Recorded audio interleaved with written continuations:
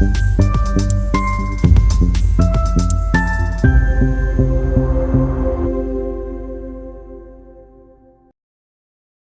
प्रदेश अध्यक्ष मदन राठौर ने सज्जनगढ़ में वंदे भारत संवाददाता दिलीप पटेल से संयुक्त प्रेस वार्ता में कहा कि कम्युनिस्ट विचारधारा से जुड़े युवाओं को राष्ट्रीय विचारधारा से जोड़ना हम सभी की जिम्मेदारी है।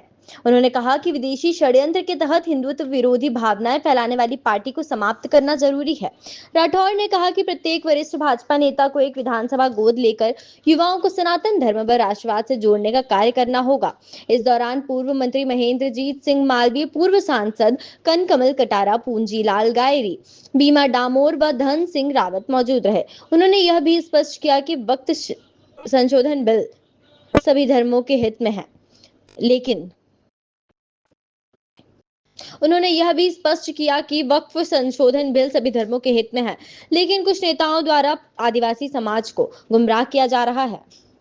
और पानी पहुंचाने की योजना थी, उसका शिलान्यास पहले हो चुका था।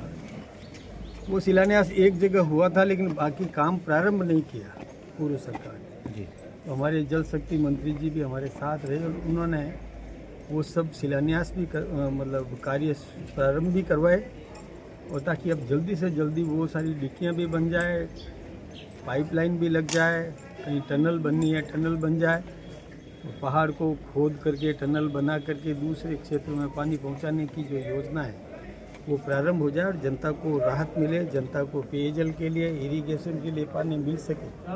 वो काम शीघ्र प्रारंभ हो, इस निमित्त हमने श्री गणेश करने का काम किया। सर, इसमें फॉरेस्ट का आ रहा है कुछ भाग और कुछ आबादी क्षेत्र आ रहा है, अभी तक उसमें कोई पहल नहीं हुई है। देखिए, जहाँ से पानी पहुंचाना है उसके लिए सरकार ने जब पहले जो डिटेल प्रोजेक्ट रिपोर्ट बनाई थी उसके अनुरूप सब काम हो जाएगा, पानी पहुंच जाएगा, और जिन किसानों की ज़मीन होगी तो उनको मुआवजा भी मिलेगा, किसी को नुकसान नहीं होगा, पानी भी मिलेगा और मुआवजा भी मिलेगा। सर, वक्फ बोर्ड का बिहार वगैरह कुछ राज्य कर रहे हैं और बहुत से राज्य समर्थन कर रहे हैं। देखिए, वक्फ के बारे में लोगों को अभी पूरी जानकारी नहीं है, और जब इसकी जानकारी हो जाएगी कि वक्फ बिल संशोधन विधेयक 2025 सबके लिए फायदेमंद है, हिंदुओं के लिए लाभप्रद है, मुसलमानों के लिए लाभप्रद है, मुसलमानों के लिए भी कोई हानिकारक नहीं है।